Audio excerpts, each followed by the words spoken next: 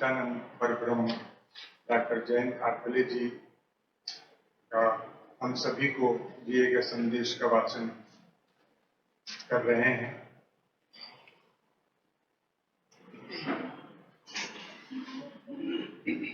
हिंदुओं प्रत्येक क्षेत्र में अपनी क्षमतानुसार धर्म संस्थापना का कार्य गुरु सेवा के रूप में करें। गुरु पूर्णिमा देहधारी गुरु अथवा गुरु तत्व के प्रति कृतज्ञता व्यक्त करने का दिन है।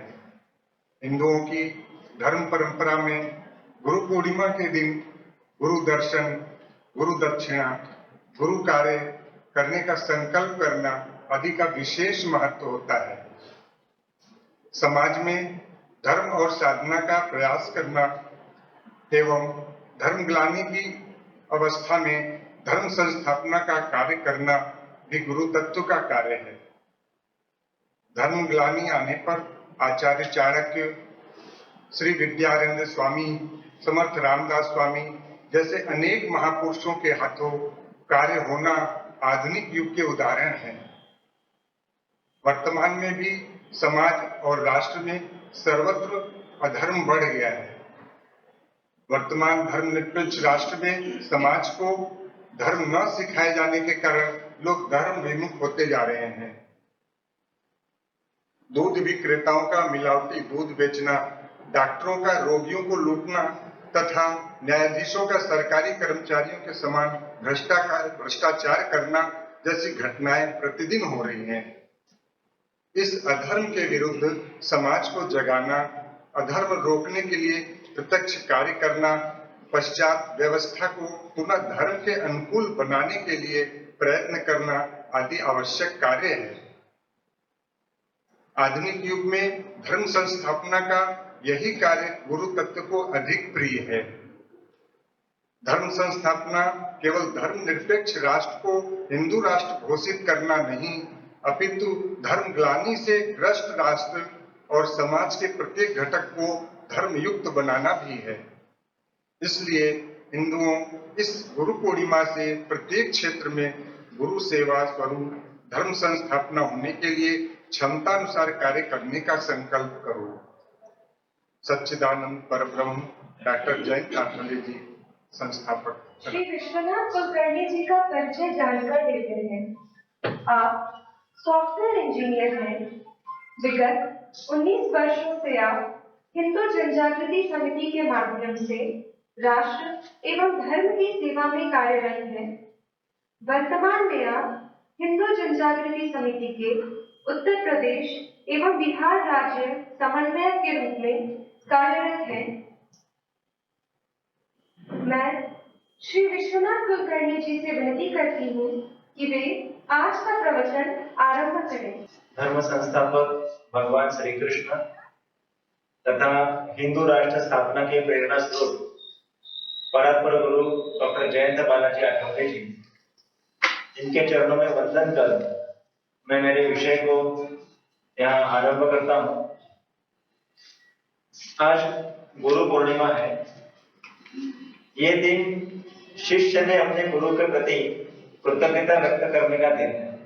जैसे सूर्य का उदय होने के उपरांत अंधेरा समाप्त हो जाता है, उसी प्रकार हमारा जो अज्ञान है, मैं कौन हूँ, मेरे मनुष्य जन्म का ध्येय क्या है, मेरा स्वरूप क्या है, गुरु के कारण हमें इसका भान होता है। अब गुरु ये कोई देहधारी व्यक्ति नहीं, गुरु एक तत्व है और गुरु को अपेक्षित साधना करना, सेवा करना, यही सही मायने में गुरु दक्षिणा होती है। अब सभी को गुरु के सगुण रूप की सेवा यानी उनके स्थूल शरीर की सेवा का अवसर तो मिलना संभव नहीं, लेकिन निर्गुण रूप की जो सेवा है उसका अवसर हम सभी को उपलब्ध होता है और सगुण से निर्गुण रूप की सेवा श्रेष्ठ होती है। अब गुरु का निर्गुण रूप यानी क्या? गुरु के निर्गुण रूप की सेवा यानी अध्यात्म प्रचार, धर्म प्रचार। गुरु चरित्र के दूसरे अध्याय में श्री गुरु का नाम वेद धर्म ऐसे बताया है। संक्षिप्त में गुरु यानी सनातन वैदिक धर्म और गुरु सेवा यानी धर्म का प्रचार। गुरु शिष्य परंपरा ये भारत की सबसे प्राचीन और महत्वपूर्ण विशेषता है और इसी गुरु शिष्य परंपरा ने भारत में केवल आश्रम स्थापित नहीं किए, तो यहाँ पर समाज में धर्म, अध्यात्म, भक्ति का प्रचार करके राष्ट्र और धर्म की रक्षा करने का भी एक प्रभावी कार्य इस गुरु शिष्य परंपरा ने किया है।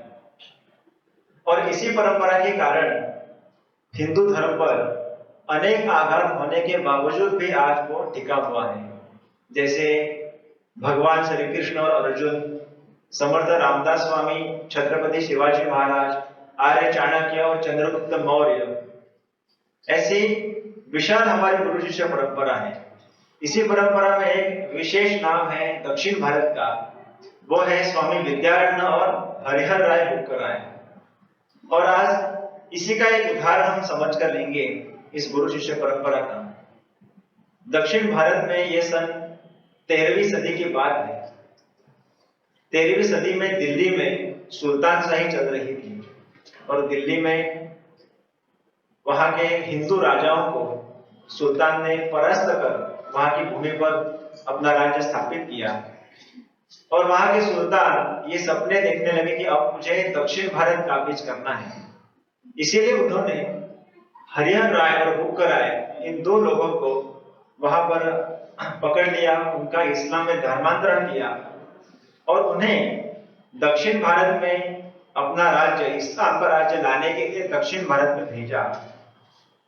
हरिहर राय, बुक्कराय दोनों इस्लाम में धर्मांतरित हुए थे और सुल्तान का राज्य दक्षिण भारत में आए, इसके लिए वो प्रवास में निकले। तब उन्हें वहां के एक वन में स्वामी विद्यारण्य इनकी भेंट हुई।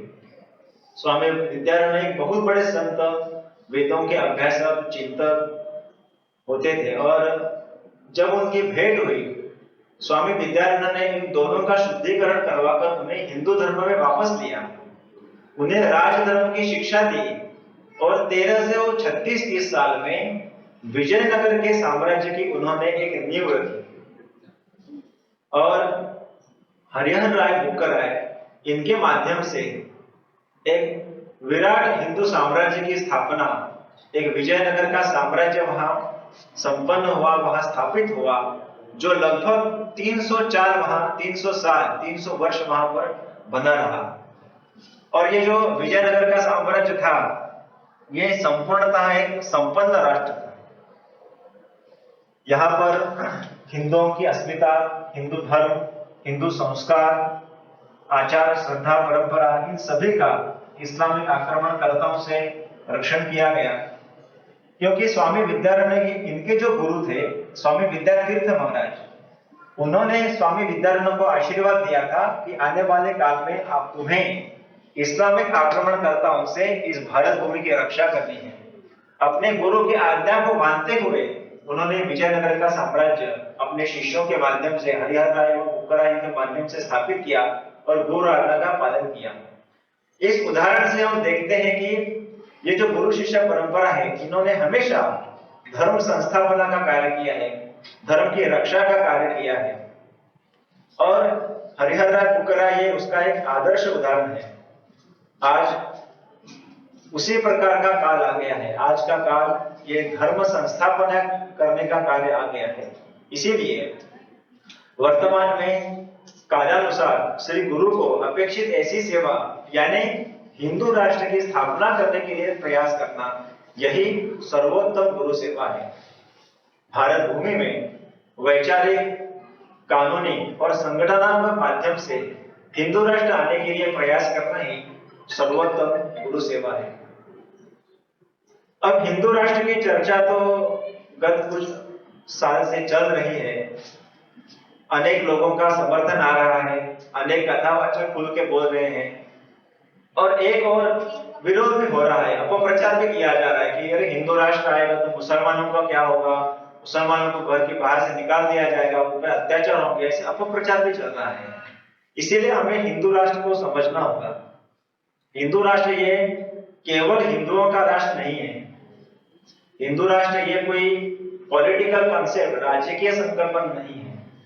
हिंदू राष्ट्र यानी प्रत्येक प्राणी मात्र की, यानी पेड़, पत्ते, फूल, इनका भी प्रत्येक प्राणी मात्र की आर्थिक और पारमार्थिक उन्नति, उनका पूर्ण कल्याण का विचार करने वाली ईश्वर संकल्पित अध्यात्म आधारित सामाजिक व्यवस्था है।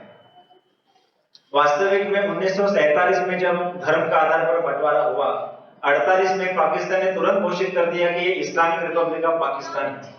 लेकिन भारत दुर्दैव से विधर्मी बन गया, उसे सेक्युलर घोषित किया गया और सेक्युलर राज्य व्यवस्था हम देख रहे हैं, सब अल्पसंख्यकों को अधिकार दिए गए हैं, बहुसंख्यक हिंदुओं पर अत्याचार हो रहे हैं, अलगाववादियों के कारण देश में इस विभाजन की ओर देश जा रहा है। अनेक राज्यों से, कश्मीर नहीं, अनेक राज्यों से हिंदू आज पलायन कर रहे हैं और इसी के कारण वर्तमान में अनेक लोगों को ये ध्यान में आ रहा है कि हिंदू राष्ट्र आवश्यक है। जो पहले खुलकर हिंदू की बात नहीं करते थे, आज स्वयं खुलकर बोल रहे हैं कि नहीं, हमें हिंदू राष्ट्र चाहिए। हिंदू राष्ट्र आज एक अभियान बन गया है, हिंदुओं के मन की बात बन गई है। क्यों है? क्योंकि भारत का जो मूल है ना, ये हिंदुत्व है। हर हिंदू के मन में हिंदुत्व वो अंदर से है, लेकिन वो सोया हुआ है, उसे जागरूक करने की आवश्यकता है। भारत, अगर इस शब्द का अगर हम अर्थ देखेंगे, भारत इस शब्द का अर्थ है तेज का उपासक। भा यानी तेज, रत यानी रममाण होने वाला, यानी तेज में जो रममाण होने वाला है, तेज की उपासना करने वाला, ऐसे लोगों का देश अगर कोई है वो तो है भारत देश। इसीलिए भारत में इसके पूर्व जो जनता थी सभी उपासना करने वाले थे, भगवान की भक्ति करने वाले थे। इसीलिए भारत को निधर्मी कहना यानी हीरे को कोयले कहने के समान है। स्वामी वरदानंद भारती हमारे उच्च संत होके गए, उन्होंने बताया था कि राष्ट्र और धर्म ये कभी अलग नहीं हो सकते हैं और आज भी नहीं है। राज सत्ता अलग हो सकती है, राज सत्ता अलग है, राष्ट्र अलग है। इस्लामिक राज्य सत्ता हुई, ईसाइयों की राज्य सत्ता हुई, लेकिन भारत मूलतः हिंदू राष्ट्र था और हिंदू राष्ट्र है और इसी दृष्टि से हमें उसको संविधान से आज हासिल करना है। अब हिंदू राष्ट्र का जो ध्येय लेकर हम सभी आज प्रयास कर रहे हैं, तो केवल कागज पर, केवल संविधान में उसको हमें लिखवाना है ऐसे नहीं है, इतना ही पर्याप्त नहीं है। तो ये हिंदू राष्ट्र धर्माधिष्ठित होना चाहिए।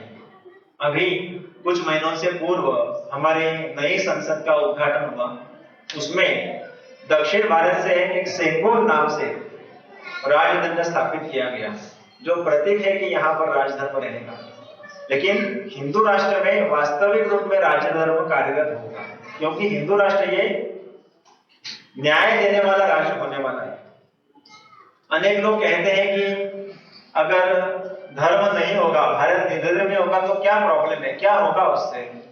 तो हमें ये ध्यान में रखना चाहिए, निधर्मी राष्ट्र यानी शरीर में से प्राण निकलने के बाद जो देह बचता है, वही अवस्था राष्ट्र में से धर्म निकालने के बाद देश की बनती है, उस प्रकार की स्थिति होती है। और वर्तमान में भारत में धर्म को निकाल देने के कारण, निधर्मी होने के कारण आज भारत की वैसी स्थिति बन गई है। ये जो धर्म और अधर्म का, सत्य और असत्य का जो लड़ा है, ये अभी का है ऐसे नहीं, 1950 का है ऐसे नहीं है, ये तो अनेक काल से चल रहा है। अगर हमने रामायण देखा रहेगा, महाभारत देखा रहेगा, महाभारत में पांडवों को कौरवों ने कष्ट दिया, भक्त प्रहलाद को हिरण्यकश्यप ने कष्ट दिया। हमने अनेक जगह धारावाहियों में देखा रहेगा कि ऋषि मुनि जब यज्ञ करते थे, राक्षस उस पर विघ्न डालते थे। और आज हम देखते हैं कि इस्लामिक आक्रामकता है, अंग्रेज है, ईसाई लोग हैं, वो आज राष्ट्र और धर्म पर कुठाराघात कर रहे हैं। यानी जो सत्य और असत्य का जो लड़ा है, ये अनेक युगों से चल रहा है, केवल उसका स्वरूप बदल गया है। इसे हमें पहचानने की आवश्यकता है। अगर हम इस स्वरूप को पहचानेंगे तो ही हम उसको सामना कर सकते हैं, उसका प्रतिकार कर सकते हैं। किस तरीके से आज हमारे भारत में हिंदू धर्म पर संकट आ रहे हैं, उसके कुछ उदाहरण हम समझ कर लेंगे, जिससे हमें समझ में आएगा कि जो रामायण में चल रहा था, महाभारत में चल रहा था, उसी प्रकार से आज हिंदू धर्म पर अनेक संकट आ रहे हैं। हिंदू धर्म की सबसे महत्वपूर्ण आधारशिला होती है यहाँ के मंदिर। जब मुगल यहाँ आए, उन्होंने लगभग 40,000 मंदिर हमारे तोड़े। हमें तो केवल 3 पता है, काशी, मथुरा, अयोध्या। 40,000 उन्होंने मंदिर तोड़े हैं। आज की स्थिति में, स्वतंत्रता के बाद, वही स्थिति मंदिरों के सरकारीकरण होने के कारण हुई। हमारे जितने बड़े बड़े मंदिर हैं जिसमें अधिक मात्रा में अर्पण आता है, धन आता है, सब किसके पास है? सरकार के पास है। और इस सरकारीकरण हुए मंदिर में बड़ी मात्रा में घोटाला होता है। मंदिरों की भूमि है वो हड़प ली जाती है। मंदिरों की जो परंपराएं हैं उस पर प्रतिबंध लगाया जाता है। अभी आंध्र प्रदेश में लगभग 24,000, वहां की सरकार ने 24,000 मंदिरों की 4 लाख एकड़ भूमि कब्जे में लेने का षड्यंत्र वो कर रहे हैं। उसकी कीमत है लगभग 1 लाख करोड़ रुपया। इतने बड़ी मात्रा में हमारे मंदिरों की संपत्ति आज हड़प ली जा रही है। और ऐसे जो सरकारीकरण हुए मंदिर रहते हैं, उसमें ना उस मंदिर की पवित्रता की कुछ रक्षा होती है, ना वहां की परंपराओं की कुछ रक्षा होती है। और मंदिरों का जो धन है वो कहां लुटाया जाता है? तो अन्य पंथियों पर। सिद्धि विनायक मंदिर मुंबई का, उसका पैसा हज यात्रा को देते थे, वहां सेंट कॉन्वेंट स्कूल खोलने के लिए देते थे। और उसके आगे वहां की परंपराओं को तोड़ने का प्रयास किया जा रहा है। जैसे शबरीमला में हुआ कि वहां कुछ विशिष्ट आयु की महिलाओं को प्रवेश वर्जित है, तो जानबूझकर वहां पर मुस्लिम व्यक्ति ने याचिका करके वहां पर प्रवेश दिलवाने के लिए प्रयास किया। सर्वोच्च न्यायालय ने प्रवेश वहां अनुमति दे दी। लेकिन हमें यह बात पता नहीं है, शबरीमला मंदिर में वहां महिलाओं को प्रवेश दिया गया, उसके 8 दिन के बाद उत्तर प्रदेश में हिंदू महासभा के द्वारा मस्जिदों में महिलाओं को प्रवेश मिले, इसके लिए याचिका हुई। तो न्यायालय क्या कहता है? हम इसके बारे में मस्जिदों के मौलाना से बात करके, चर्चा करके इसके बारे में तय करेंगे। इस तरीके से हम देख सकते हैं कि कैसे हिंदुओं के साथ भेदभाव किया जा रहा है। और स्त्री पुरुष समानता के नाम पर मंदिरों के गर्भगृह में प्रवेश करना, परंपराओं को प्रतिबंधित करना, या छोटे और तंग कपड़े पहनकर मंदिरों में प्रवेश करना, इस प्रकार से प्रयास किया जा रहा है। इसके विरोध में हमें संगठित होना चाहिए। अब महाराष्ट्र के कुछ मंदिरों में वस्त्र संहिता तो लागू की गई। लगभग 177 मंदिरों में वस्त्र संहिता है, यानी छोटे और तंग कपड़े पहनकर आना मंदिर में त्याज्य है, निषेध है। इस प्रकार के बोर्ड लगाए गए हैं। लेकिन ये एक दुर्भाग्य की बात है कि हमारे हिंदुओं को बताना पड़ रहा है कि मंदिरों में छोटे कपड़े पहनकर जाना गलत है। तो इस दृष्टिकोण से मंदिरों की रक्षा करने के लिए उन्हें सरकारीकरण मुक्त करना बहुत आवश्यक है। इसके लिए हमें प्रयास करना है। एक और मंदिरों की भूमि हड़प ली जा रही है, और दूसरी ओर वक्फ एक्ट 1995, वक्फ कानून 1995 के अंतर्गत अल्पसंख्यकों को, मुसलमानों को भारत की सभी भूमि अमर्याद हड़प करने का एक बड़ा अधिकार दिया गया है। क्या है यह कानून? वक्फ बोर्ड जो है मुस्लिम लोगों का, उसे अधिकार दिया गया है कि वो किसी भी भूमि को, हमारे घर को भी कल वो कह सकता है कि यह वक्फ की भूमि है। हम इस सभागृह में बैठे हैं, कल अगर वक्फ बोर्ड के सपने में आया कि यह भूमि वक्फ की है, तो वो तुरंत घोषित कर सकते हैं कि यह वक्फ की प्रॉपर्टी है और उनको देनी पड़ेगी। और इस प्रकार अगर वक्फ बोर्ड कहता है, उदाहरण बताता हूं, तमिलनाडु में एक गांव है तिरुचेंदुरई। इस गांव में 1500 वर्ष पुराना एक मंदिर था। अभी वक्फ बोर्ड ने बता दिया कि यह पूरा का पूरा गांव हमारा है करके। इस्लाम की स्थापना हुई 1400 साल पहले, 1500 साल पहले पुराना मंदिर वो कह रहे कि हमारा है करके। और कानून में यह बताया है, अगर वक्फ बोर्ड कहता है कि यह मंदिर या यह जगह हमारी है, तो हम हाईकोर्ट नहीं जा सकते, सिविल कोर्ट नहीं जा सकते। हमें कहां जाना पड़ेगा? वक्फ ट्रिब्यूनल में। आज 30 साल हो गए वाराणसी में ज्ञान वापी मस्जिद में हम लड़ रहे हैं कि मंदिर हमारा है करके। हमें सिविल कोर्ट जाना पड़ता है, हाई कोर्ट जाना पड़ता है, सुप्रीम कोर्ट जाना पड़ेगा। 500 साल हम राम मंदिर की प्रतीक्षा किए, सिविल कोर्ट गए, हाई कोर्ट गए, सुप्रीम कोर्ट गए, वहां से हमें न्याय मिला। लेकिन वक्फ बोर्ड के लिए वो कहते कि वक्फ ट्रिब्यूनल में जाना पड़ेगा।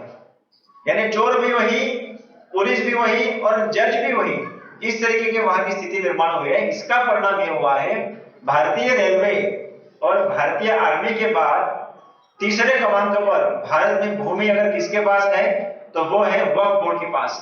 लगभग 8 लाख एकड़ इतनी भारत की भूमि आज वक्फ बोर्ड के पास है और इसके लिए 1995 तुष्टिकरण के नाम पर यह कानून बनाया गया है। जिस तरीके से वक्फ बोर्ड के माध्यम से लैंड जिहाद चल रहा है उसी तरीके से और एक जिहाद चल रहा है, वो है लव जिहाद। मुगल काल में हमारे माता बहनों की आबरू लूटी जाती थी, आज उसी प्रकार लव जिहाद के माध्यम से झूठा षड्यंत्र करके हिंदू नाम बताकर हमारे हिंदू माता बहनों को फंसाया जाता है, उनसे निकाह किया जाता है, उनका उपभोग लिया जाता है, बाद में उनको वेश्या व्यवसाय के लिए लगाया जाता है, अरब देश में बेचा जाता है और अंत में टुकड़े टुकड़े करके उनको फ्रिज में रखा जाता है। हमें एक घटना पता रहेगी श्रद्धा वालकर की। इसी आफ्ताब ने लिव इन रिलेशनशिप में इस श्रद्धा वालकर को फंसाया और बाद में उसकी निर्मम हत्या करके 35 टुकड़े किए और उसको फ्रिज में रख दिया। ये घटना होने को 8 दिन नहीं हुए तो झारखंड में रूबी का पहाड़न के 50 टुकड़े किए गए और इस श्रृंखला में साक्षी दीक्षित, रूपाली चंदन शेवे, अनुराधा, रूबिका ऐसे अनेक लड़कियां दिन प्रतिदिन हम देखते हैं कि लव जिहाद को बलि पड़ रही है। एक द्रौपदी का वस्त्रण हुआ जिसके कारण धर्म युद्ध बन गया। एक महिला की चरित्र की रक्षा करने के लिए धर्म युद्ध हो गया। लेकिन आज हमारे भारत में हिंदू बहनों की लगातार आबरू लूटी जा रही है, उनको फंसाया जा रहा है, लेकिन दुर्भाग्य है कि हम सभी संगठित नहीं हो रहे हैं। आपको शायद लगेगा कि गुरु पूर्णिमा है, ऐसे आध्यात्मिक पक्ष पर हम ये विषय क्यों चर्चा कर रहे हैं, लेकिन मेरा आपको हृदय से ये निवेदन है कि इस विषय के बारे में जागृति होना बहुत आवश्यक है। अगर हम जागरूक नहीं हुए तो आने वाले काल में हमारे हिंदू बहनों पर बहुत बड़ा संकट है। जैसे केरला स्टोरी नाम से एक मूवी अभी हाल ही हमने देखा कि किस तरीके से वहां की महिलाओं की स्थिति है। ऐसा ना हो कि कुछ दिन के बाद पटना स्टोरी नाम से एक मूवी बनानी पड़े और पटना में किस तरीके से महिलाएं बलि पड़ रही है ये लोगों को दिखाना पड़े। इसीलिए हमारी हिंदू लड़कियों को धर्म शिक्षा देना आवश्यक है, धर्माचरण का महत्व उन्हें बताना आवश्यक है, क्योंकि धर्म का आचरण करने से ही धर्माभिमान जागृत होता है और ईश्वर का आशीर्वाद मिलता है। द्रौपदी का भी जब वस्त्रण हुआ तो उसने भगवान श्री कृष्ण को प्रार्थना की और वह भगवान श्री कृष्ण की परम भक्त थी, इसीलिए भगवान श्री कृष्ण ने उसे अमर्याद वस्त्र देकर उसके लज्जा की रक्षा की। इस धर्महानि को रोकने के लिए हमें लड़ना होगा और इसीलिए सभी महिलाओं ने स्वरक्षा प्रशिक्षण लेना बहुत आवश्यक है। हिंदू जन जागृति समिति के द्वारा विनामूल्य स्वरक्षा प्रशिक्षण जुडो, लाठी, कराटे, नानचको सब विनामूल्य सिखाया जाता है।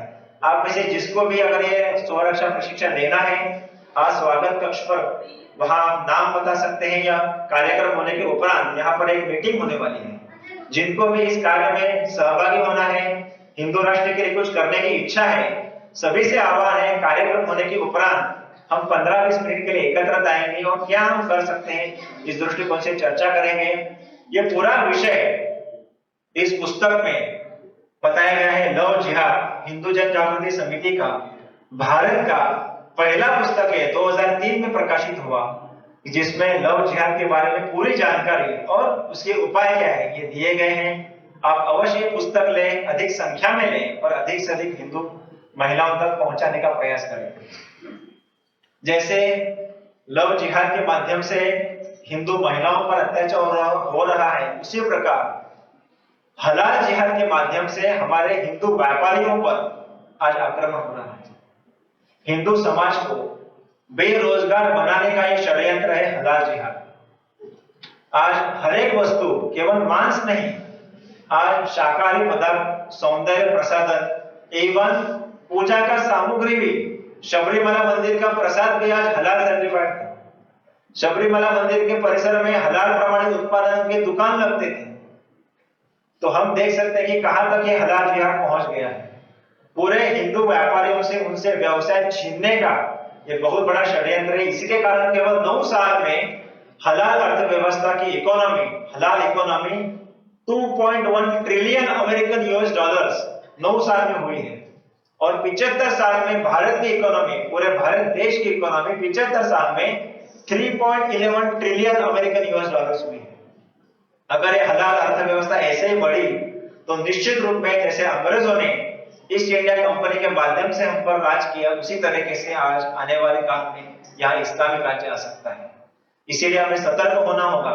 जितने भी हम आज शॉपिंग करने के लिए दुकान में जाते हैं, हमारी माता बहनें जाते हैं, हम जाते हैं, हर दुकान में कोई पदार्थ लेने से पहले हमें देखना है कि वो जो वस्तु है हलाल प्रमाणित है क्या। अगर हलाल और लोगो उस पर छपा है तो उसका हमें बहिष्कार करना आवश्यक है। इस दृष्टिकोण से यह पूरी जानकारी देने के लिए यह पुस्तक को हिंदू जन जागृति समिति ने प्रकाशित किया है, हलाल जिहाद। डॉक्टर मनीष जी आज यहाँ कार्यक्रम में उपस्थित है, उनका मैं दोबारा अभिनंदन करना चाहूंगा कि उन्होंने 1000 इस पुस्तक को प्रायोजित कर समाज में पहुंचाने के लिए वो प्रयास कर रहे हैं। हम सभी ने इस पुस्तक को पढ़ना आवश्यक है। किस तरीके से हमारे हिंदू व्यापारियों पर सब पर आक्रमण हो रहा है, इसके लिए जागृति करनी आवश्यक है। जिनको भी इस दृष्टिकोण से इसमें प्रयास करना है वो कार्यक्रम के बाद अवश्य प्रेसपीट के सामने रुके।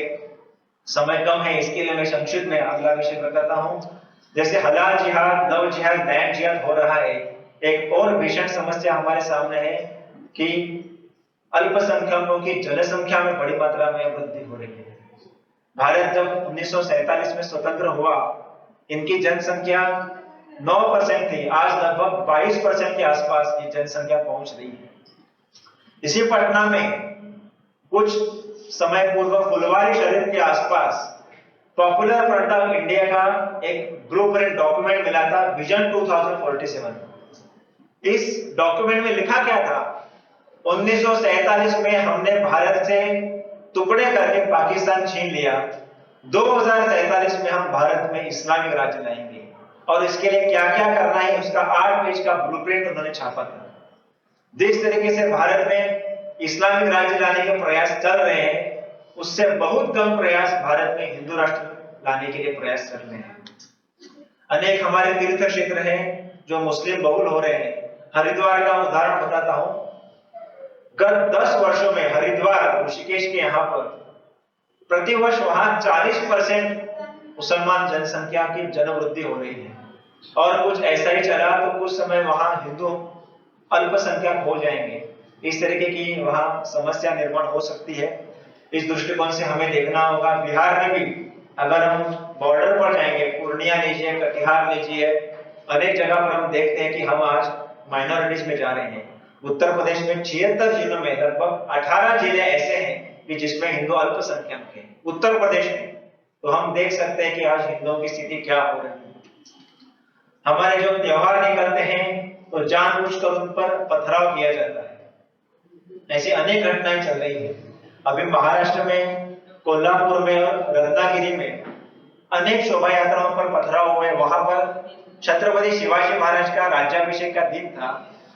जानबूझकर वहां पर अनेक धर्मांधों ने औरंगजेब का उदारीकरण करने वाले पोस्ट व्हाट्सएप पर रखे। एक अच्छी बात यह हुई कि वहां के जो हिंदू थे वो संगठित हुए, उन्होंने इसका विरोध किया और पुलिस ने जितने भी धर्मांधों ने व्हाट्सएप पर औरंगजेब का उदारीकरण रखने वाले पोस्ट रखे थे सब पर कार्रवाई की। इससे हम देख सकते हैं कि संगठन में ताकत है।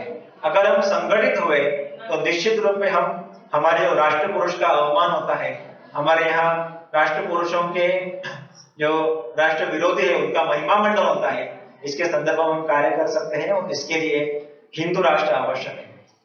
हम हिंदू राष्ट्र स्थापना की आवश्यकता क्या है और कैसे प्रयास करने चाहिए इसको समझ कर ले रहे हैं। इस विषय को अगर हमें पूरा ज्ञान कर लेना है तो हमें स्वबोध और शत्रुबोध होना आवश्यक है। आज अनेक विचारक, अनेक चिंतक स्वबोध और शत्रुबोध इसके बारे में चर्चा कर रहे हैं। स्वबोध यानी क्या?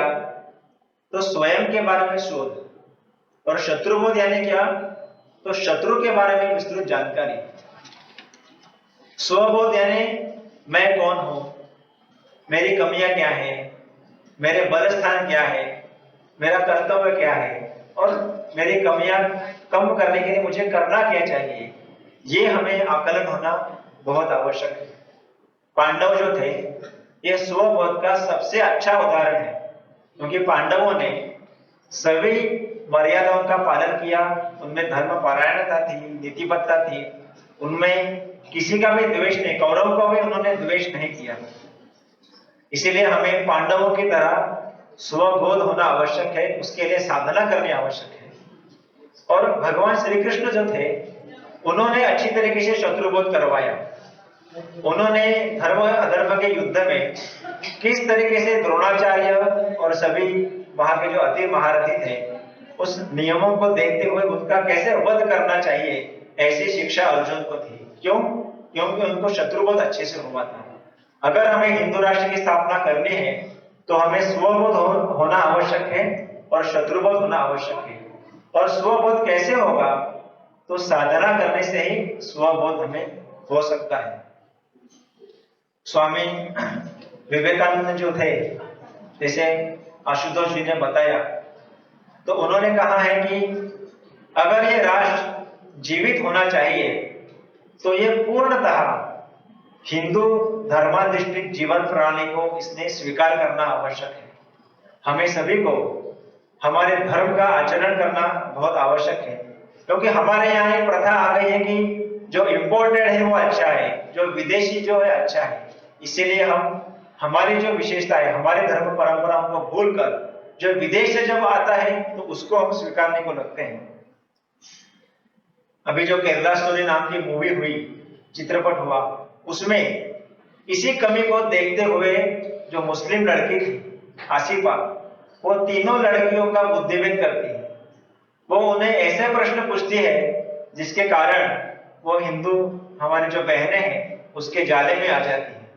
वो उन्हें पूछती है कि हिंदू धर्म में 33 करोड़ देवता क्यों है? अगर राम शक्तिशाली थे तो उन्हें वानर सेना क्यों आवश्यक थी? भगवान श्री कृष्ण जी के 16,000 पत्नियां क्यों थी?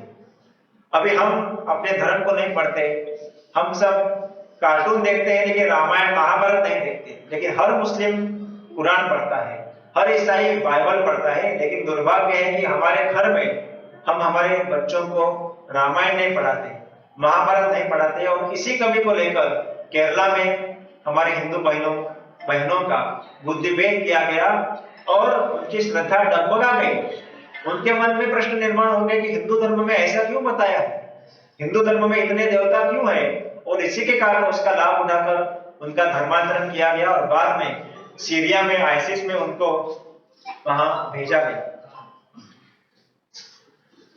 तो इस दृष्टिकोण से हम सभी को धर्म की शिक्षा लेनी बहुत आवश्यक है।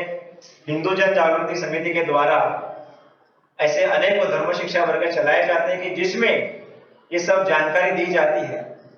जैसे भगवान श्री राम जो थे, महर्षि विश्वामित्र राक्षसों से रक्षा करने के लिए उन्होंने प्रभु श्री राम जी को अपने साथ लिया था। तब उनकी आयु थी केवल 7 साल, वो एक बालक थे, लेकिन उन्हें पता था प्रभु श्री राम जो है वो पराक्रमी है। यानी प्रभु श्री राम में निश्चित इतना साहस था कि वो रावण को हरा सकते थे। लेकिन सभी वानरों का उद्धार करने के लिए उन्होंने उनको साथ में लिया था। राम सेतु बनाने के लिए राम क्या इतने दुर्बल नहीं थे कि उन्हें वानरों की आवश्यकता थी, वो तो साक्षात अवतार थे। लेकिन वानर अगर वो सेवा में आए तो उनका उद्धार होगा, इसलिए उन्होंने वानरों को अपने साथ में लिया था। लेकिन हमें जानकारी नहीं है। जो 16,000 बहनें वहां कारागृहों में बंद थी, उनको समाज में प्रतिष्ठा मिले, इसके लिए भगवान श्री कृष्ण जी ने उनके साथ विवाह किया। प्रभु भगवान श्री कृष्ण ने जब रासलीला खेली तो उनकी आयु केवल 7 साल थी, 7 साल के वो बच्चे थे, उस समय रासलीला खेली।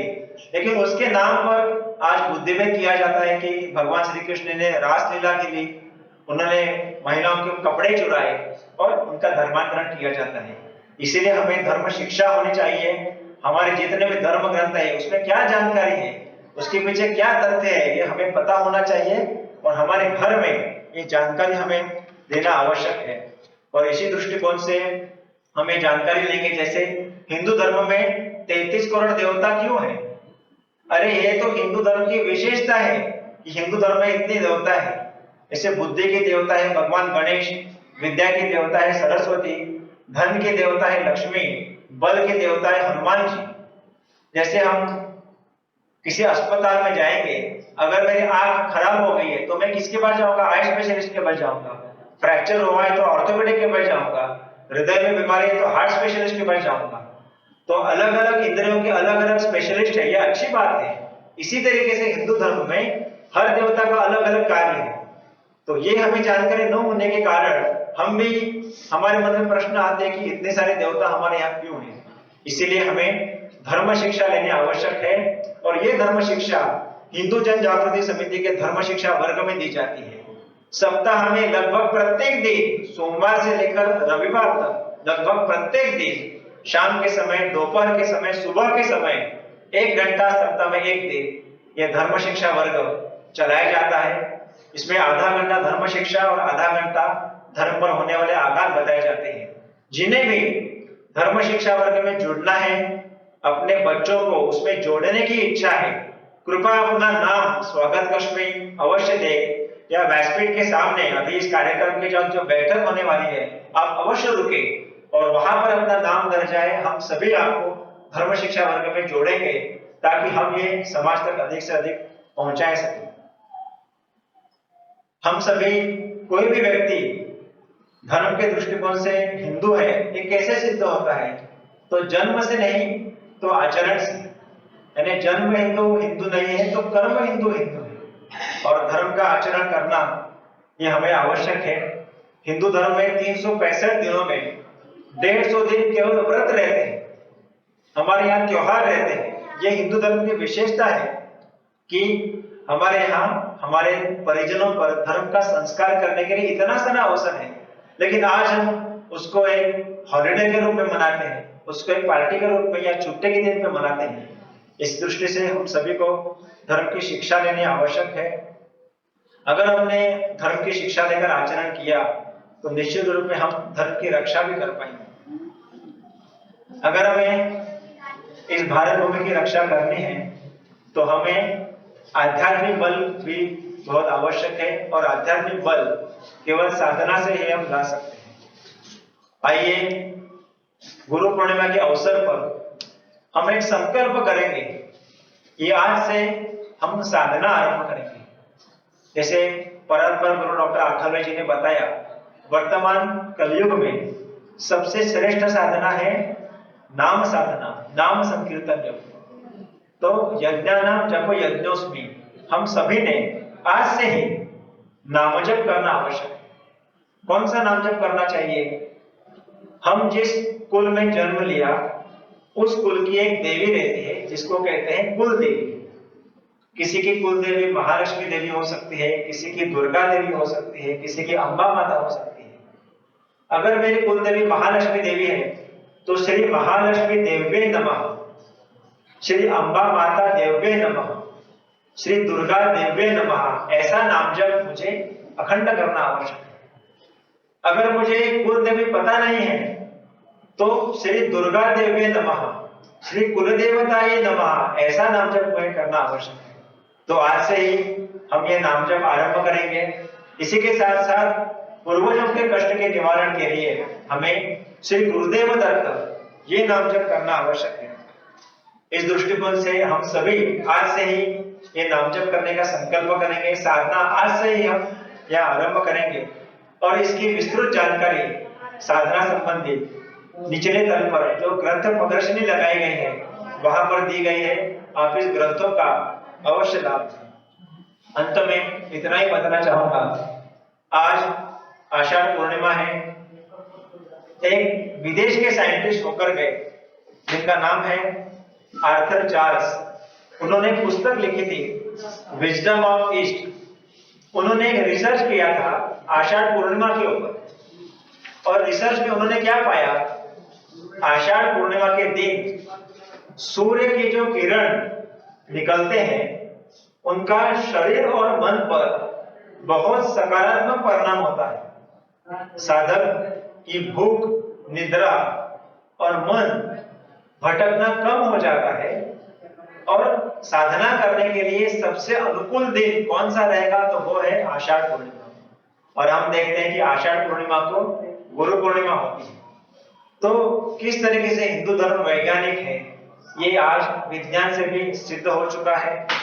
इस दृष्टि से गुरु पूर्णिमा के इस पावन अवसर पर हम संकल्प करेंगे कि आज से हम साधना आरंभ करेंगे।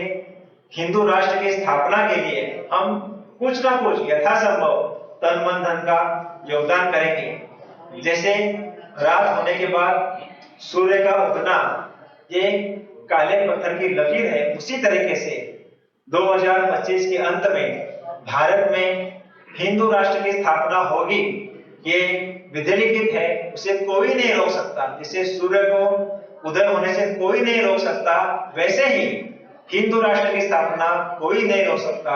ये होने वाले ही है, केवल हमें निमित्त बनना है, इस धर्म यज्ञ में अपनी आहुति देनी है और अपने जीवन का उद्धार करके लेना है।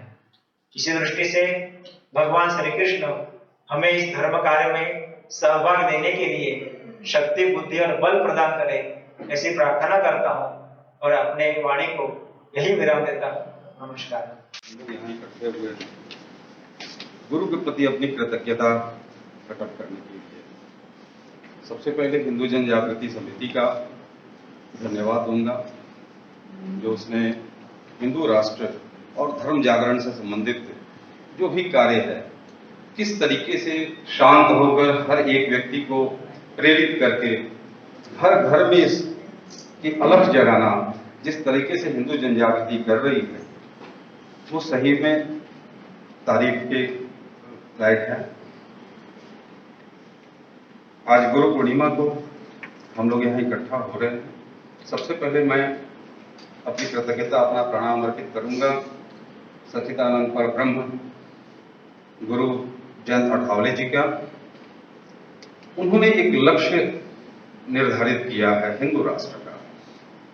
ये बहुत बड़ा लक्ष्य है और हर किसी को इससे प्रेरित होकर अपने जो जिस क्षमता के व्यक्ति हैं उस व्यक्ति को इस दिशा में कार्य करना है।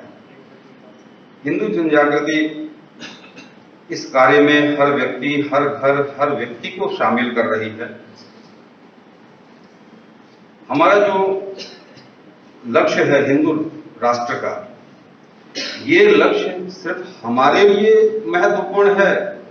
ये स्वार्थ के लिए हम अपना कह रहे हैं हम हिंदू हैं इसलिए, यह सबके लिए, यह अखिल विश्व के लिए जरूरत है। क्योंकि हम देखेंगे कि हिंदुओं का हमारी मान्यता है वसुधैव कुटुंबकम की। हम सारे विश्व को अपना परिवार मानते हैं। हमारे यहाँ धर्म में हमारी मान्यताएं जितने भी हैं उसमें कहीं भी इस तरह की चर्चा नहीं होती है जहां हम निहित स्वार्थ के लिए हिंदू धर्म की बात करते हैं। सबसे महत्वपूर्ण इसमें एक मैं चर्चा करना चाहूंगा। जानते होंगे सभी, शिकागो में विश्व धर्म सम्मेलन हुआ था। स्वामी विवेकानंद जी ने उसमें काफी अच्छा अपना वक्तव्य दिया था, काफी चर्चित है वो। मैं सबसे पहले उनके उस वक्तव्य के कुछ अंश को मैं खूब पढ़ना चाहूंगा, जो हमारे लिए हमेशा ही मार्गदर्शन करता है। उन्होंने सबसे पहले उसमें यही कहा था, संसार में सन्यासियों की सबसे प्राचीन परंपरा की ओर से मैं आपको धन्यवाद देता हूं। उन्होंने हिंदू धर्म का प्रतिनिधित्व किया था, भारत का प्रतिनिधित्व किया था। मैं धर्मों की माता की ओर से धन्यवाद देता हूं और सभी संप्रदायों एवं मतों को कोटि कोटि हिंदुओं की ओर से धन्यवाद देता हूं। सन्यासियों की सबसे प्राचीन परंपरा, सभी धर्मों की माता।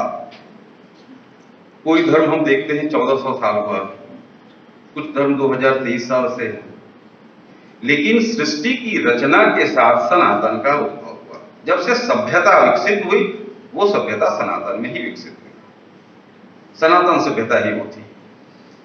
और आगे उन्होंने कहा इस धर्म के बारे में, मैं एक ऐसे धर्म का अनुयायी होने पर गर्व का अनुभव करता हूं जिसने संसार को सहिष्णुता और सार्वभौम स्वीकृति दोनों की ही शिक्षा दी है। हम लोग सब धर्मों के प्रति केवल सहिष्णुता में ही विश्वास नहीं करते, वरन समस्त धर्मों को सच्चा मान स्वीकार करते हैं। मुझे ऐसे देश का व्यक्ति होने का अभिमान है। सबसे पहले उन्होंने ये कहा था कि गर्व से कहो हम हिंदू हैं, जिसको आज लोग एग्रेसिव वे में कहते हैं कि हाँ विरोध करते हैं कि इस तरह की बातें नहीं होनी चाहिए, ये राष्ट्र पंथ निरपेक्ष है, धर्मनिरपेक्ष है। मुझे ऐसे देश का व्यक्ति होने पर अभिमान है जिसने इस पृथ्वी के समस्त धर्मों और देशों के उत्पीड़ितों और शरणार्थियों की रक्षा की, उनको आश्रय दिया। मुझे आपको यह बतलाते हुए गर्व होता है कि हमने अपने वक्ष में उन यहूदियों के विशुद्धतम अवशिष्ट को स्थान दिया जिसने दक्षिण भारत आकर उसी वर्ष शरण ली थी जिस वर्ष उनको उनके पवित्र मंदिर रोमन जाति के अत्याचार से धूल में मिला दिए गए थे। ऐसे धर्म का अनुयायी होने पर मैं गर्व का अनुभव करता हूं जिसने महान पारसी जाति के अवशिष्ट अंश को शरण दी, जिसका पालन वह अब तक कर रहा है। तो हमारा इतिहास रहा है, हम कभी अपने आप तक एक धर्म तक, व्यक्ति तक सीमित नहीं रहे। हमारी सोच मानवता के लिए रही है। आज भारत को राजनीतिक रूप से पंथ निरपेक्ष बनाया गया। ये पंथ निरपेक्ष और हिंदू राष्ट्र में फर्क क्या आएगा? कहां फर्क आता है? पंथ निरपेक्ष पूजा पद्धतियां अलग अलग हैं, उन सारे लोगों को यहां रहने की स्वतंत्रता दी गई है। ये पंथ निरपेक्ष भी संविधान में अगर जोड़ा गया तो संविधान बनने के समय नहीं, बल्कि 1978 में ये इमरजेंसी के दरमियान पंथ निरपेक्ष और समाजवाद जोड़ा गया। अगर धर्मनिरपेक्ष की बार बार धर्मनिरपेक्ष की चर्चा होती है, धर्मनिरपेक्ष जैसा कोई शब्द संविधान में नहीं है। लेकिन पंथ निरपेक्ष जो है वो हिंदुओं के साथ धोखा है। संविधान बनने के साथ कोई भी पंथ निरपेक्ष या नहीं था। ये देश शुरू से आदिकाल से हिंदू राष्ट्र रहा है और मेरे विचार से ये आज भी हिंदू राष्ट्र है। अगर राजनीतिक रूप से इसमें पंथ निरपेक्ष शब्द जोड़कर हमारी भावनाओं को आहत की जा रही है, हमें नीचा दिखाया जा रहा है, तो इसको जिस तरीके से गलत तरीके से संशोधित करके संविधान में इसको जोड़ा गया, इसको हटाया जाना। अब हिंदू राष्ट्र होता है तो क्या उस जगह पर होगा, क्या उसका प्रभाव पड़ेगा? हिंदू राष्ट्र में हमारे सिद्धांत, मैंने पहले भी कहा कि व्यक्तिगत नहीं है, एक धर्म से संबंधित नहीं, हम पूरे मानव जाति की बात करते हैं। यत्र नागस्तु पूजन्ते रमन्ते तत्र देवता। दूसरे धर्मों में स्त्रियां उपभोग की वस्तु होती हैं, हम उनके पूजा करते हैं, देवी हमारे लिए। दूसरी तरफ सर्वे भवन्तु सुखिनः सर्वे सन्तु निरामया। हम देश को, ये विचार है हमारा कि सारे लोग सुखी रहें, सभी स्वस्थ रहें। कहीं भी ऐसा नहीं है कि हमारे धर्म के लोग, जहां मुसलमानों में देखते हैं कि काफिर, जो इस्लाम में नहीं है वो काफिर है। स्पष्ट उनके यहाँ ये चर्चा की जाती है कि जो काफिर हैं उनको इस धरती पर रहने का अधिकार नहीं, चाहे जैसे। हमारे यहाँ तो ऐसी बात नहीं है। हिंदू धर्म में सबके लिए समान है। ये सिर्फ इस देश का कल्याण नहीं बल्कि पूरे विश्व का कल्याण होगा अगर हिंदू राष्ट्र की स्थापना होती है, इसके राजनीतिक रूप से घोषित किया जाता है। हिंदू राष्ट्र में हमारे यहाँ एक स्तुति है मां लक्ष्मी की, श्री सूक्त। उसमें एक पंक्ति आता है, प्रादुर्भूतोऽस्मि राष्ट्रेऽस्मिन् कीर्तिं वृद्धिं ददातु मे। इस देश में मेरा जन्म हुआ है, इसलिए मुझे यश और धन प्रदान करे। ये भाव वही हो सकता है जबकि हम किसी सीमाओं से बंधे नहीं, राष्ट्र भूमि का टुकड़ा नहीं है। यह देश हमारे लिए देवता है, भारत माता है, और हम वहीं आराधना करते हैं, मां लक्ष्मी से कहते हैं कि इस देश में मेरा जन्म हुआ है, सिर्फ इतना ही से हम यश और धन के अधिकारी हो जाते हैं। तो इस तरह की भावना किसी दूसरे धर्म में नहीं है। सिर्फ हिंदू राष्ट्र ही, हिंदू धर्म ही है जो इस राष्ट्र को, इस भूमि को, इस पृथ्वी को अपनी माता समझता है। हम सुबह उठते हैं, अगर धरती पर अपना चरण रखते हैं तो उसके पहले हम उससे क्षमा मांगते हैं कि मां तुम्हारे ऊपर हमारा चरण है, ये हमारी बाध्यता है, लेकिन हम उसको मां समझते हैं और उसमें कहीं भी ऐसा नहीं है। और यही कारण है कि हमने कभी विस्तारवादी नीति नहीं अपनाई, हमने कभी प्रतिवाद नहीं किया, हमने अपने संस्कार को, अपने संस्कृति को हमेशा अक्षुण्ण रखने का प्रयास किया। लेकिन जैसी स्थिति होती है वैसा आदमी को प्रतिकार और प्रतिवाद करना पड़ता है। हम लोगों ने कभी नहीं किया, जिसका नतीजा है, जिसका परिणाम है कि अफगानिस्तान म्यांमार कभी हमारा अंश हुआ करता था, अंग हुआ करता था, आज हम वहां से सिमट कर कश्मीर तक आ गए। और यही कारण है, प्रतिवाद नहीं करने का कारण है कि आज अपने देश में भी हम बहुसंख्यक कह के दोयम दर्जे की नागरिकता हमारे पास है, दोयम दर्जे की स्थिति हमारे पास है। इसलिए उस राष्ट्र के लिए जो लक्ष्य है हिंदू राष्ट्र का, हर व्यक्ति को हर अपने स्तर से, व्यक्तिगत स्तर से वो जो कर सकता है उसको करना चाहिए। इसमें अगर कुछ हद तक है तो हमने जैसे कहा कि प्रतिकार नहीं करने की, लेकिन इसके साथ साथ हम अपने आध्यात्मिक शक्ति को छीन करते चले गए। हमारे अंदर वो आध्यात्मिक शक्ति नहीं रही। हमने आज तक, हमारे यहाँ 16 संस्कार कहे जाते हैं, कारण हमारे पास ही है। क्यों हम लोग सिमटते चले गए, क्यों दूसरे हमारे ऊपर हावी होते चले जा रहे हैं? कुछ अच्छाइयां हैं उनमें। अच्छाइयां ये है, उनकी अच्छाई है कि वो अपने धर्म के लिए कट्टर है। अगर उनकी कट्टरता अच्छाई है तो हमारे अंदर की वो कट्टरता कहां चली गई? हम क्यों नहीं कट्टर हो सकते? हम अपने धर्म के, हमारे यहाँ संस्कार होते हैं, 16 संस्कार होते हैं। विवाह भी एक संस्कार है, यज्ञ है। हमने उसको क्या एक उत्सव बना के रख दिया है।